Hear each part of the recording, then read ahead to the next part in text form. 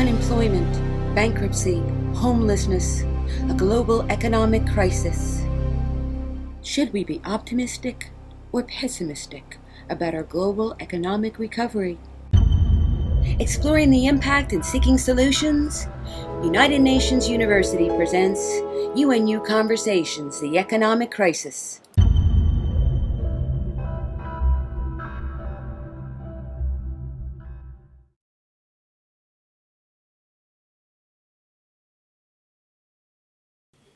So welcome to this edition of the UNU Conversation series on the economic crisis, organized in connection with the June 2009 UN Conference on the World Financial and Economic Crisis and its impact on development. I am Jean-Marc Coicaud from the United Nations University. And with us here today, we have Olivier Blanchard, who is Chief Economist at the IMF. So Mr. Blanchard, thank you for being here with us today. And so we will be talking in the course of our conversation about the economic crisis and the role of the IMF. And perhaps as a way to begin our conversation, why don't we begin with the following question. What was the IMF role initially meant to be in the context of international economics and international finance? You know, the IMF was designed in a very different environment. It was designed for a world with fixed exchange rates in which countries might have balance of payments crises. The world has changed enormously since Bretton Woods. So now clearly our mandate is quite different, and in a world of floating exchange rates, I think we have two main functions. The first one is to help countries which are affected by either internal or external shocks to adjust. We can do this by helping them financially, giving advice. And then increasingly, I think our job is basically to look at the whole world economy, and trying to see where it's going, what policies should be taken, and to give advice to policymakers in specific countries or in general. And that's very much what we've been doing over the last 12 months. In recent years, I mean, it seems that the role, I mean, the IMF had become less active. Why was it the case? Well, I think the IMF is a firefighter. When there are no fires, firefighters stay in the fire station. I think there was quite a bit of this. There was this sense of quiet over the last, from 2000 to 2006. The period was referred to by economists as the Great Moderation. Things were relatively quiet. Few countries got into trouble. Many countries which had gotten into trouble earlier behaved much more responsibly and avoided trouble. So there were less fires. And as a result, I think the IMF was less visible. It's clear when the fires came, the IMF was ready and has played a very important role over the last year and a half. But before that, there was less need and therefore less visibility. And now it seems that the IMF is back in business, so to speak. So what is the role which is being envisioned in the context of this economic crisis for the IMF? Well, again, I think that our two roles. The first one is try to anticipate as much as we can the potential dangers. And in this crisis, I think we're all responsible. I think that everybody basically missed the dangers of what was happening in the financial sector. But it's not because we missed this time that we shouldn't try again. So I think we're going to be much more proactive in trying to identify what the sources of systemic risk are. That's going to be a more important part of what we do. Once we identify them, then we'll try very hard to convince governments, be it together or governments of particular countries, to take action. And this is something that we're very, very much gearing to do on a more active, intensive basis than we have in the past. And then, despite our best efforts, it's likely that there'll be other crises. They might not be world crises. There might be regional crises or country crises. And there, I think we've learned a number of lessons from this one about better ways of lending, better ways of helping. And so we hope we'll be ready for those as well. And I guess in terms of lending, the IMF has been recapitalized recently following the recommendation of the G20. So how are you going to be able to use this recapitalization of the IMF in the context of lending policies and so on? Well, first, a general point is that now, because of the increase in capital mobility in the world, the amounts of money that you have to be able to mobilize are much larger than they would have been 40 years ago, and our funds had not followed that trend. So we're basically now back to amounts which are more reasonable given what we're facing.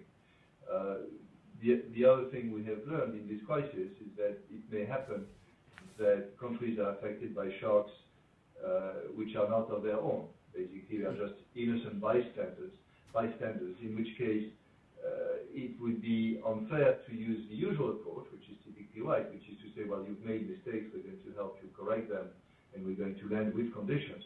Yes. So we've created this window, which basically doesn't have conditionality, in which if a country has behaved responsibly in the past and is affected by an adverse shock, we basically lend the money without conditions. I think that's an important part of what we've done, what we're doing. Mm-hmm. And precisely, I mean, just for the audience, which may not know much about how the IMF functions. I mean, what were previously the modalities of conditionality, and what are at the moment, or as revised, the modalities of conditionality?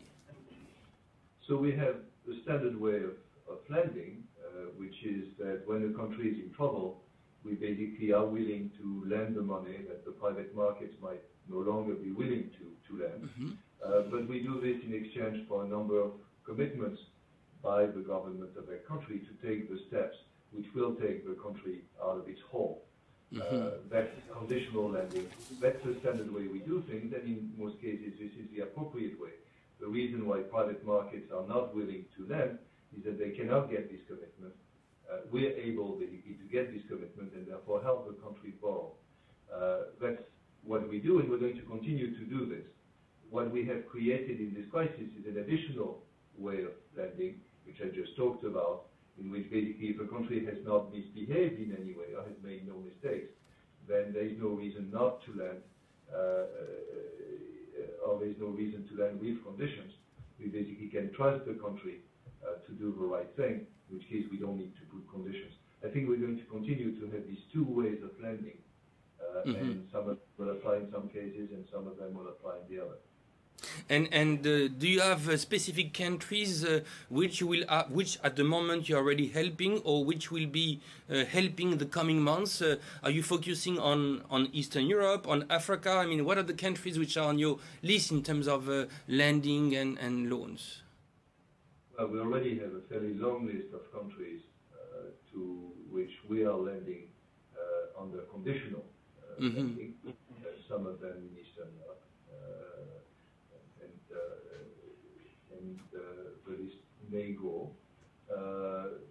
We also have countries which have taken advantage of this new lending facility and basically have a line of credit with us, which they can use. The main countries there, as you probably know, are Mexico and Poland. And so far, I think the fact that they have access to this line of credit has reassured markets that they have the means to respond if something happens. And as a result, for the moment, they haven't had to actually spend the money, take the money and spend the money. It's more the presence of the credit line which is improving things rather than the fact that they actually take the money. We expect that over the coming months, some more countries will come.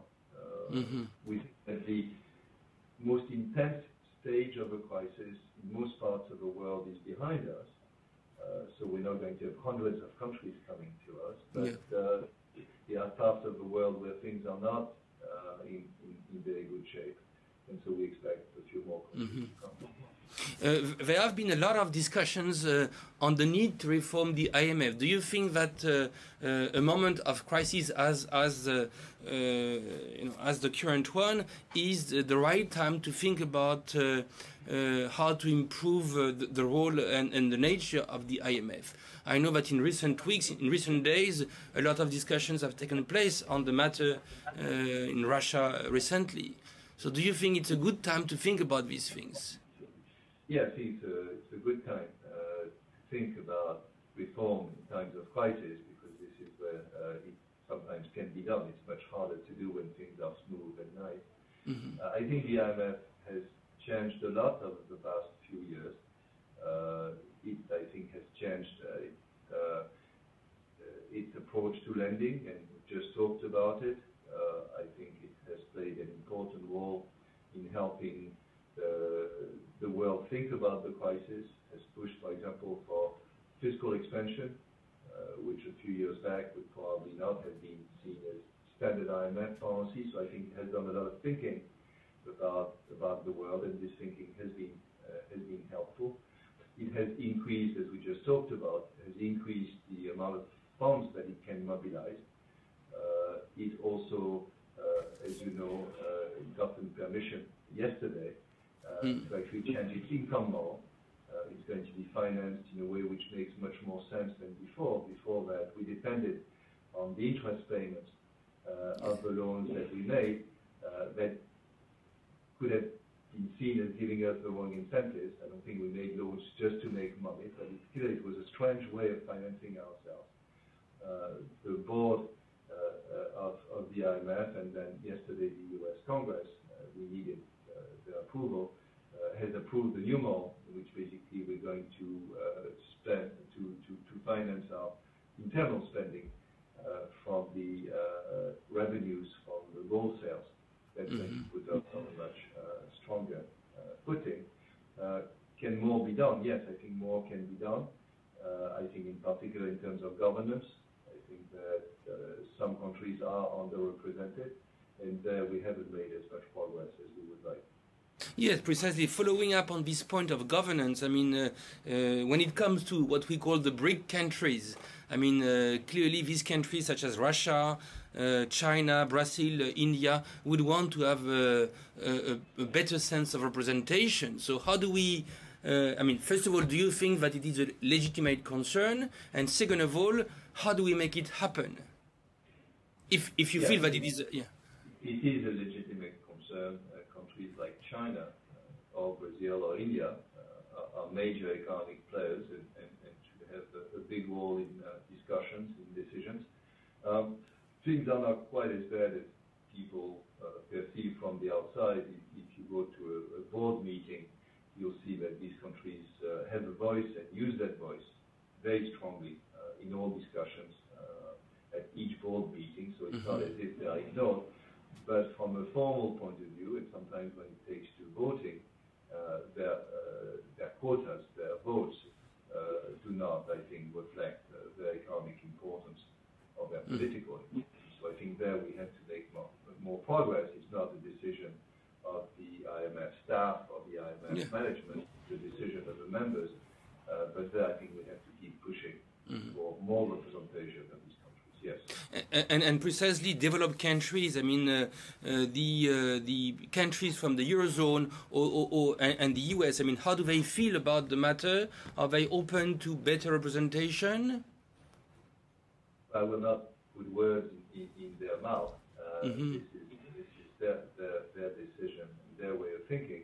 I think that at a very abstract level, they recognize the need for some of these emerging market countries to have more weight. At the same time, each country is very reluctant to decrease its own weight. Yes. This is a political form. I'm quite confident it will happen over time. There has been some progress, something, some reform is already in the works. Is it enough? No, it's not. I think more will come. It's just a very slow process. No country wants to decrease its weight. No, absolutely. But what is the cost in terms of global governance of this lack of well, quote unquote, fair representation? What is the cost of this in the technical cost, and what is also the political cost of this lack of good representation, if you will? Again, I think to a large extent, the cost is not very large. It's largely symbolic. As I told you, when it comes to decisions taken by the fund, these decisions are taken by the board. The board has representatives from all the countries. Each of them has the same time to speak and to express the views of his government.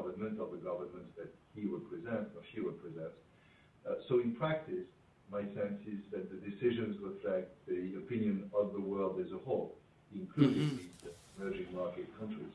But from a symbolic point of view, I think it's important to increase their weight. In practice, I think at this point, it's a fairly democratic yes. system, and that the emerging market countries are truly represented in decisions. But you are quite confident that it's going to happen over time, if not quite soon. This is international politics. I'm the chief economist. I'm not the chief policy analyzer. Yes. Not something that I look at very closely. Okay.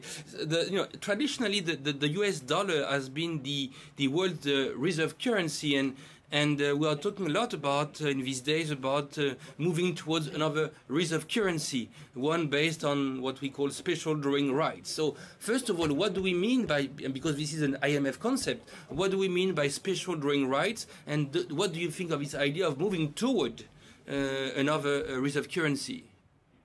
So here I think there's a lot of confusion with the debate. Reserve currencies do not happen like this because some country is powerful. What private investors or central banks want to hold are good assets. And by good assets, what they mean is assets which are relatively reliable in value and are easy to buy and sell, so that they can basically buy and sell liquid markets. The most liquid market at this stage in the world is the T-bill market in the U.S., the Treasury bill market. And so, for that reason, basically, most central banks tend to hold a large proportion of their portfolio in those T-bills. It's not out of love for the U.S., it's not out of some moral obligation or some legal obligation. It's just that for them it makes sense. So in that sense, it's not reserve currencies, it's just the fact that the U.S. has this very liquid market, which is very useful for central banks and also for private investors. When will this change? When other markets are as liquid as the market, it may happen. I think it may happen with Eurobonds, for example, at some point, and indeed we're starting to see some shift. But basically, it is the responsibility of the other countries to create markets or to create assets which are just as attractive as U.S. assets. And then you'll basically see central banks diversify. You'll see private investors holding other bonds than T-bills. So I think that issue is not that the U.S. has a special political power. It's just that it happens to have a very efficient liquid market.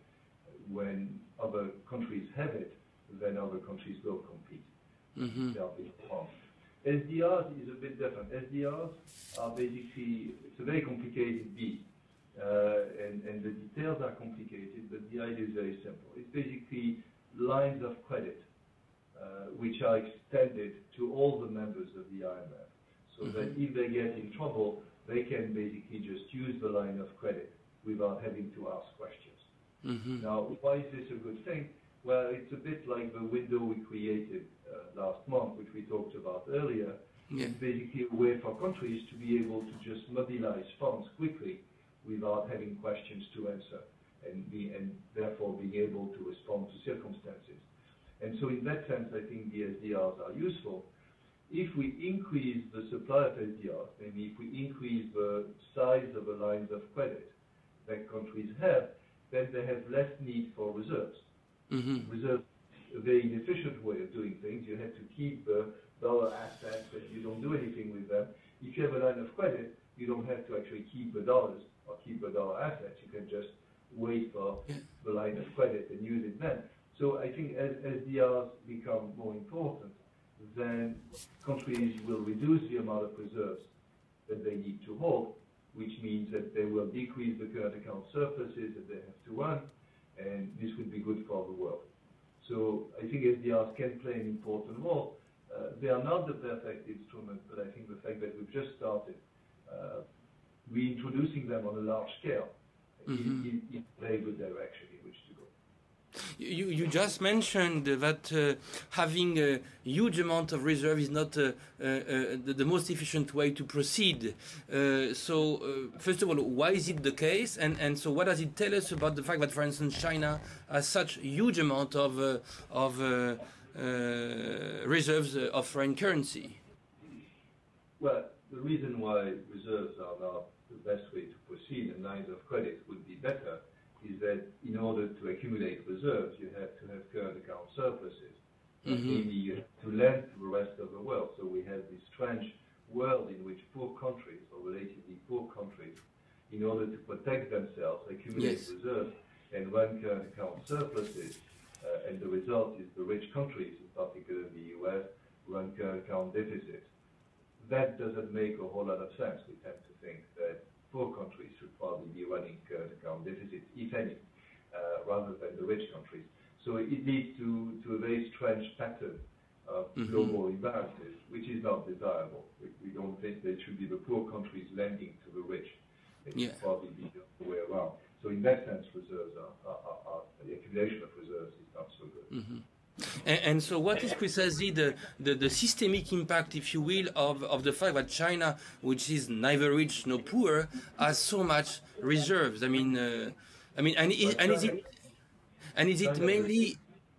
it mainly as a way to protect itself that China has accumulated so much reserve, or do we have other reasons behind this kind of rational or dynamics? No, my sense is that the accumulation of reserves in China is not due to the desire to protect themselves against an attack. That's relevant for many countries, but in the case of China, I think it comes from a very different angle, which is that China has embarked on a very successful export-led growth strategy, in which basically they have decided to keep the exchange rate relatively low. This has attracted foreign direct investment. This has led to growth in exports, and so both the inflows of capital and the large export surplus are combining to basically lead to very large current account surpluses, accumulation of reserves. The goal is not the accumulation of reserves in China. The goal in China is fast growth, and they think they can achieve this by having a competitive exchange rate and fast export growth. So in the case of China, it's very much incidental. They happen to have about $2 trillion in reserves, which is a large amount. But that was not the goal. That is not the goal. The goal is basically to sustain very high growth in China. It seems that, I was reading, in order to prepare this interview this morning, it seems that a number of developing countries are going to China to precisely borrow money. How do you see this phenomenon, and what kind of impact can it have on the fate of developing countries and imbalances and so on? I think that to the extent that China is willing to lend to poor countries, this may indeed help them. The question is what it comes with. But in general, to the extent that countries are willing to lend to poor countries, we should see this as a good thing, not a bad thing. And moving little by little towards the future, how does the IMF see the establishment of regional financial support facilities? I was reading about the Bank of the South. I was reading about the Chiang Mai initiative. So, how do you interpret these initiatives? I think these initiatives are probably for the good. I think it makes a lot of sense for a group of countries to get together and think about what they would do for one another if one of them gets hit by a shock, or if they collectively get hit by a shock. I think when you do this at the regional level, there is more trust, there is more understanding of the issues. I think we're probably evolving, and we have to think about it at the front, towards a system in which there will be cooperation between the IMF and these regional organizations in order to provide lending whenever it's needed. But it seems to me that this evolution in which the IMF is going to do it with some regional entity is probably coming and probably desirable. So I think we're going to see it with Chiang Mai. Chiang Mai already requires IMF agreement when the lending is large. We're seeing it with the European Union in many cases in Eastern Europe. We might see it elsewhere. I think that looking at the future, this might be the general lending framework in which the IMF can provide large amounts of money, but is it through or in collaboration with regional organizations? Yes, because actually in the field of collective security, which is more my area, you have already these relations of compatibility and cooperation between regional organizations and the UN. So is it something that we could perhaps envision when it comes to international economics, international finance, relations of cooperation, relations of compatibility between institutions at the global level, the IMF, and regional organizations? I know nothing about defense, and therefore yes. I cannot compare or draw lessons from it, but it seems to me that in our case it makes a lot of sense. And are you already at the IMF thinking about what would be the modalities of cooperation existing between the IMF and these entities? Well, I think we've done it on a case-by-case basis. In some of the lending that we have done in Central and Eastern Europe, we've worked with the European Commission, with the European Union. So we had to think about how we were going to do it. But I think this is an evolving relation, and I don't think we have set general principles yet. I think it's more exploring our way and seeing how we can work together. We're reaching the end of our conversation. As a way to perhaps, finish our conversation, if you had one or two key points that you would want to put forward as a way to try to really have the management of the crisis going forward in a successful manner, what would be, in your view, the one or two things on which we should focus to really handle the crisis or the future of this crisis, in an optimal manner, if you will? Look, I think the lesson from, when you ask a question like this, you have to have yes. I had thought about the answer. I had not thought about that particular question, so I'm going to just go at it. What strikes me in the last year is how global the crisis has been, how important coordination has been. My sense is that if the measures on the fiscal, on the monetary, on the financial side had not been taken, we might well be plunged in the Great Depression, in the second Great Depression. So I think we've avoided this, almost surely. What is in front of us is a bit different. I don't think we're fighting the fire of the same intensity, but we're going to be fighting a lot of forest fires. Getting out of the crisis is going to imply very complex decisions on the fiscal side. We're accumulating debt very quickly. We cannot do it forever. We have to basically undo some of what we've done in terms of monetary policy. We have to achieve coordination in regulation of the financial system. I think for all these things, it is going to be an incredibly complex endeavor. There I think that coordination is needed. It doesn't mean that everybody has to do the same thing the same day. Yes. We have to talk to each other. In some cases, tight coordination is needed. I mean, in terms of regulation, we understand well that if regulations are very different across countries, that creates arbitrage opportunities and potential catastrophes. So the challenges I see going forward is going to basically get out of the woods and the forest fires by taking the right measures at the national level, but coordinating them at the international level. I think the IMF can play an important role there. Yeah. So you think that the worst has been avoided and that we are really on track to recovery or for recovery? Yes, I think, we'll never know what the worst could have been, but I'm confident that the worst at the global level has been avoided. It doesn't mean that every country has a bright short-run future. Some countries are in deep trouble. But in general, I think, yes, for the world as a whole, catastrophes have been avoided. We're basically now still probably in negative growth mode in advanced countries, but getting to zero soon and positive, not very high, but positive. So yes, I think that we haven't maybe turned the corner, but we can see the corner. And then after this, the challenge will be to sustain the recovery.